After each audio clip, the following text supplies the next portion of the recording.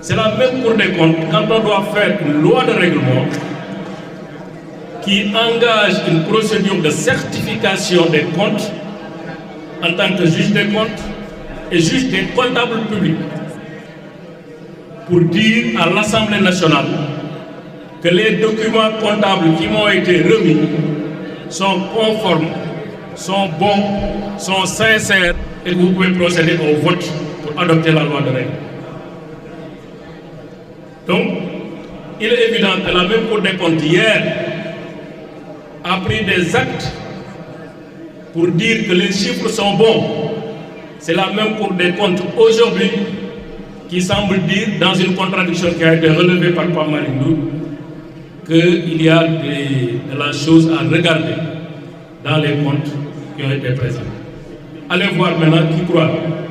Nous, on préfère croire à la Cour des comptes qui a certifié, sans aucune pression, sans aucune demande préalable venant de politique, les comptes de l'État du Sénégal, à une Cour des comptes qui a audité un rapport dans des conditions qui viennent d'être décrites par mes devanciers. Ceci étant dit, il m'a été demandé de vous faire un compte rendu dans l'affaire de notre honorable député, le lion de Agnam, l'enfant prodige du Fouta, honorable député Farba Ngom. Nous avions toujours dit haut et fort, sans être contredit, que son dossier procède d'une commande politique. Aujourd'hui, les avocats sont allés l'accompagner devant le juge. Je ne vais pas revenir sur cet aspect judiciaire qui concerne l'instruction et les échanges que nous avons eus. Donc, vous comprenez bien que les deux avocats expérimentés qui sont à droite et à gauche ne vont pas nous permettre justement de violer la loi. Et ce qu'il faut comprendre, et je pense que Maître Septal a essayé un peu de l'ébaucher, on est en train de noyer le poisson. On nous sort un rapport à la fin de l'audition de Farba. L'objectif poursuivi, c'est simple. Voilà, eux tous, c'est des voleurs, à commencer par le président, les ministres, les directeurs généraux, etc., y compris Farba Ngom, qui était le maître d'orchestre de tout ce qui a été volé. Mais cette affaire ne commence pas aujourd'hui. Cette affaire n'a pas commencé en février 2025, ma soeur. Parce que ce qu'on sait de l'affaire Farba Ngom, c'est au moment où on demande la levée de l'immunité parlementaire. C'était en février 2025. En ce moment, alors qu'en septembre 2024, précisément le 24 septembre 2024, alors qu'aucun juge d'instruction n'a été saisi, aucun procureur n'a été saisi parce que lui-même dans ses lettres adressées à l'Assemblée nationale précise de manière claire que c'est sur la base d'un rapport de décembre 2024 qu'il a demandé la levée de l'immunité parlementaire de Farba. Donc il n'y avait pas d'instruction, il n'y avait pas d'enquête préliminaire, aucune institution de police ou de gendarmerie n'a été saisie. Et pourtant, curieusement, en septembre 2024, des policiers en civil sont allés à Diamniadio, au verger de Farba Ngom, pour justement défoncer les portes et fenêtres, faire de l'investigation que j'appelle de la perquisition irrégulière, pour simplement avoir des documents. En ce moment, il n'y avait pas de rapport de CENTIF. En ce moment, il n'y avait pas de juge d'instruction. En ce moment, aucune plainte n'a été déposée, ni à la police, ni à la gendarmerie. Donc l'affaire, c'est une affaire dans l'affaire, comme le disait l'autre. Et j'ai ici le procès verbal de l'huissier de justice Jean-Baptiste Kamaté, qui l'atteste. Parce que sinon, on va dire non, c'est Oumar Youm qui parle comme ça, mais en fait, il n'y a eu rien. Cet incident, nous l'avons constaté par procès verbal établi par l'huissier Jean-Baptiste Kamaté le 24 septembre à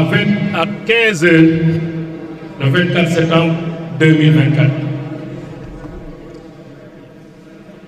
L'huissier a interrogé l'agent, le gardien qui était au niveau de la propriété de Farba Ngom. Il dit ceci. Il s'appelle Monsieur Biri Alissi.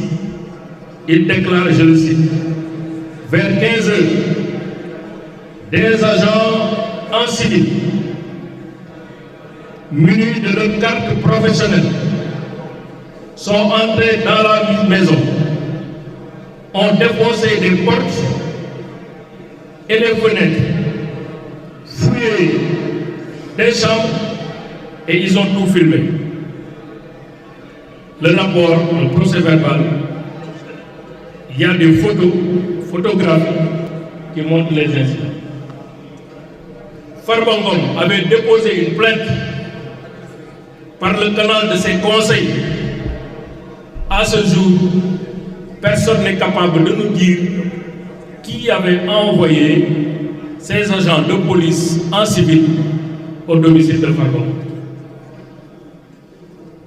La justice que nous connaissons, pour laquelle nous sommes des militants, est une justice élégante, courtoise, prévenante dans sa démarche. La justice n'agit jamais par surprise. Une vraie justice, je ne dis pas de la justice politique, elle n'agit jamais de cette sorte. Donc c'est en septembre 2024 que les choses avaient commencé.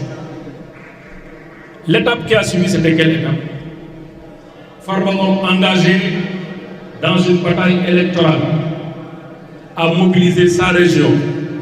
ses parents, ses amis et ses frères pour le triomphe de notre camp et de son camp. Durant la campagne électorale, au mois de novembre 2024, quelqu'un,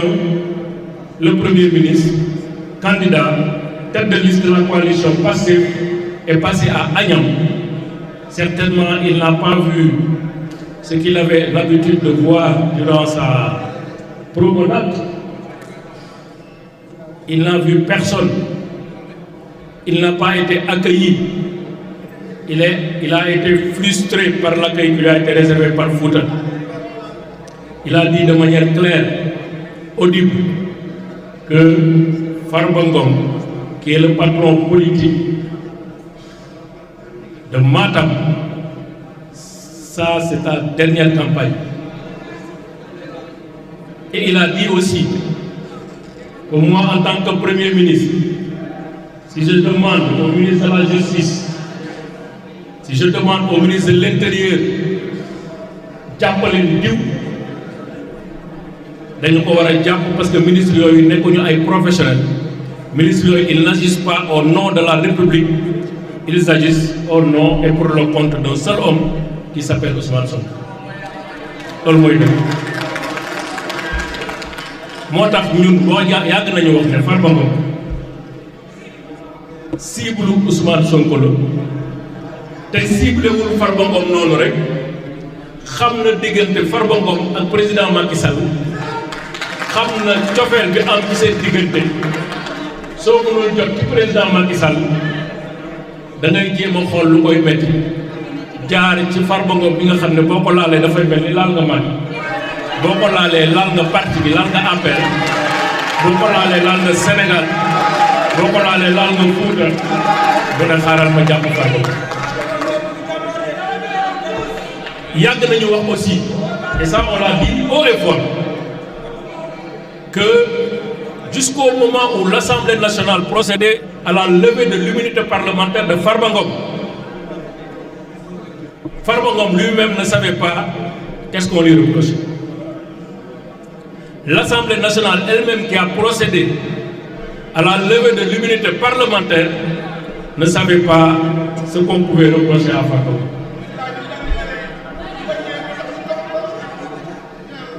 Or, une procédure pénale, ça repose d'abord sur une information préalable. Ça repose sur le principe du contradictoire.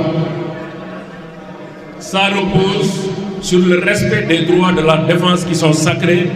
consacrés par notre Constitution. mooy nit ki bu ñu koy topp ci mbir moom ci boppam dafa war a xam ni ñu koy topp parce que mënoo organiser sa défense su dee yow li ñu lay topp xamuloo ko tey nag dem nañ ci juge d'instruction jàpp nañ ne li ñu doon wax démb ak bërka démb report bi am tey de 15 jours pour ñu mën a respecter les droits de la défense confirmé na ne li ñu doon wax démb ak bërka démb mooy dëgg na parce que li tax ñu pousse ko du dara lu dul permettre ñu ak sunu client ñu xam lan la ñuy reproché xanaa justice yi gën a expertise ci monde bi justice martiale sax même bu dee dañuy tappale da am lu ñu la liiral am lu ñu la tuumal nga mën ci teg baaraam au moins même bu dee du dëgg mais dans le dossier jusqu'au moment où je vous parlais il y avait absolument rien. Farba Ngom lui-même n'était pas capable de dire ce qu'on lui reproche de manière claire. Mais heureusement xam nga wolof ñaay dafa ne sàcc tama yomb na mais fan nga koy tëggee ak loo mënti wax mënuñu fexe en vertu des lois solides de notre République pertinentes du code de procédure pénale et du code pénal mënuñu fexe ba principe du contradictoire dañu ko respecté te nag justice moom kenn du ko jëw kenn dañuy teg ay dossiers yu leer ay borom xam-xam tiim ko ay borom xel tiim ko ba nga xam ne juge yi moom xam naa mën nga conditionner ñëpp mën nga dicter sa pouvoir ñëpp mën nga sax demander parquet mu def loo xam ne ni waru ko def parce que ci dossier bii parquet def na loo xam ne waru ko def. Article 66 loi uniforme bi nga xam ne moom moo créé tout ce qui est blanchiment d'argent.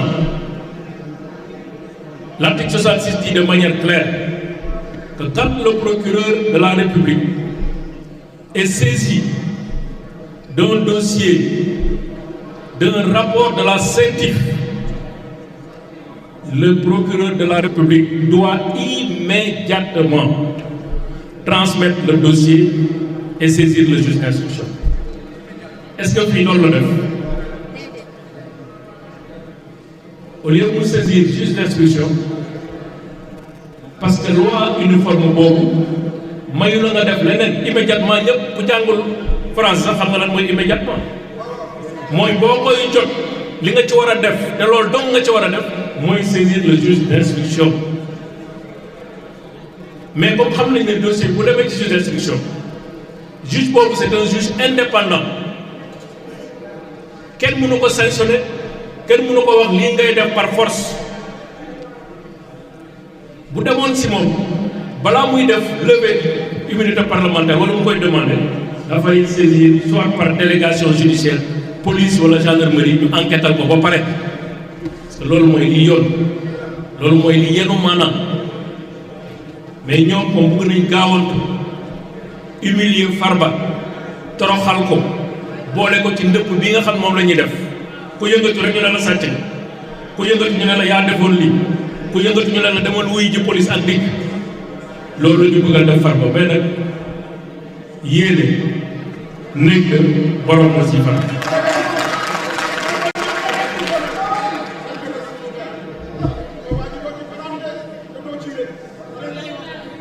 moo tax jël nañu sunuy matuwaay yëpp du ma dugg nag si dossier bi tey kii wax du nekk maître yu avocat de Farba mais damay wax en tant que responsable politique militant de l'APR suma appréciation sur ce qui est politique parti bi mobiliser nañu mais nag gën leen mobiliser gën leen taxaw parce que bu jàpp ne lii Farba Ngom rek lañ koy def wala da nga am problème ak Farba Ngom wala non bi ma nekkee ci parti bi moo ma xañoon lii wala moo defoon lii yaa ngi nax sa bopp Olof Njaay ne la lii ran ci ñax bi la jëm lii ñun ñëpp bi militant APR wala allié wala xarit wala soppe da nga ko war a def sa yëf yi bopp parce que dossier bi ay dossier tappale la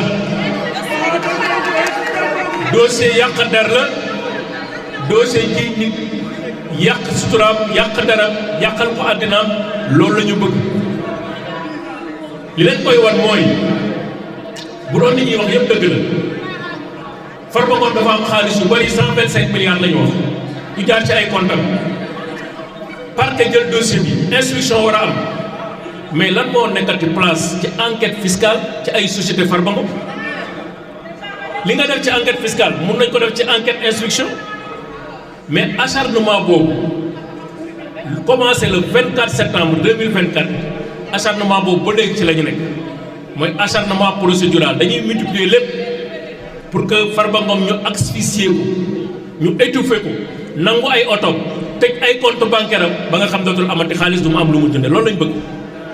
mais ñi xam dëgg te waxal yàlla yëpp xam nañ ne Farba Ngom ñun ñii man 2012 laa ko xam bi ñu koy xam ci biir APR Farba Ngom mu ngi alalam ak sutura yàlla bu mu koy may loolu dëgg la këram bi mu nekk tey bu ñu ko évalué mu nekk ay milliards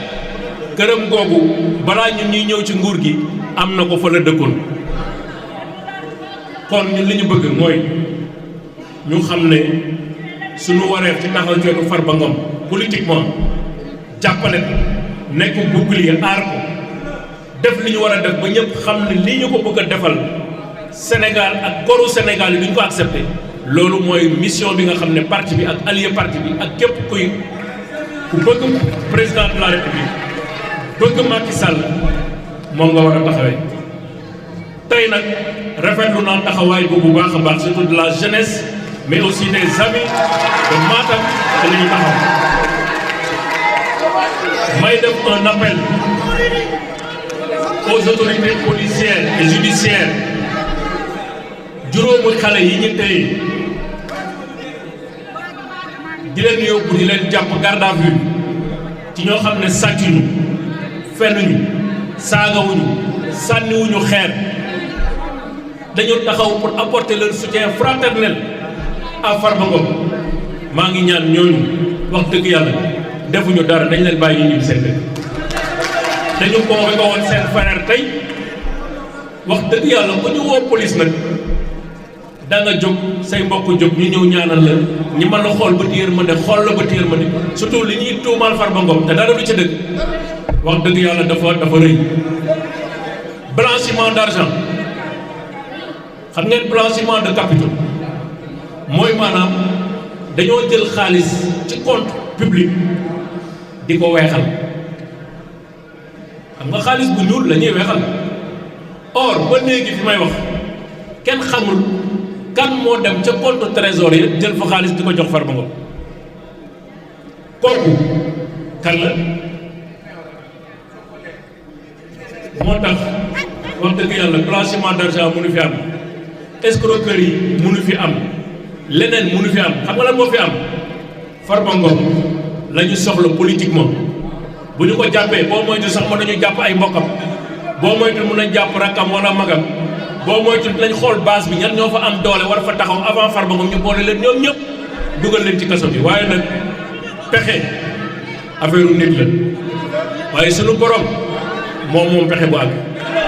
ñun sunu borom moom la ñuy dégg Farba nekk tey ak ëllëg ci dëgg pour que Sénégal bi ñu xam cette république vaillante que nous avons hérité de nos anciens Senghor, Abdou Diouf, Abdoulaye Wade, hier Macky Sall, que cette république entre les mains du président Diomaye reste encore aux côtés, à côté, devant, avant, derrière ses enfants du Sénégal. Moi, mënuñu xeexee affaire politique pour éliminer des adversaires politiques. La judiciarisation des conflits politiques est une démarche abjecte qu'il faut rejeter. te li ñu gis fii mooy la justice politique fi ñu commencé wax naa leen ko li ñu def mooy bi ñu jëlee pouvoir bi dañu commencé changer ay juges. Merci maître. Juges yi nga xam ne dañ fi nekkoon di liggéey ñu remplacer leen jël seeni propre juges teg leen fa ñu bëgg nañu nekk. ut ay rapport yu bees parce que CENTIF xanaa duñu ma ne liñ doon def 2019 fu ñu nekkoon 2020 CENTIF fan la nekkoon pourquoi ñu xaar ba 2024 di génne rapport ci loo xam ne jàpp nañ ne 2019 2020 2021 la pour la procureur de la République fan la nekkoon déclaration de soupçon yi kañ lañ ko def rapport yooyu kañ lañ ko def. kon ñun duñu ay xale opposition nag dafa baax ci république opposition bu dëgër dafa baax ci république parce que comme ni ko Pape Malick Ndour waxee ñun duñu saaga duñu xaste duñu garsa di taal li nga xam ne ñoo ko defar tey TER ñoo ko defar duñu ko taal BRT Macky Sall moo ko defar duñu ko taal autoroute yi Macky Sall moo ko defar duñu ko taal waaye nag kaay leen ñu toog jàkkaarloo ñi ngeen xalaat ci seeni borom xam-xam bu ñu dee juróom ci sunu biir ñu def débat public pendant 10 heures de temps li ñuy leeral li ñu war ko leeral man daal loolu laa mën di leen wax di leen sant di leen gërëm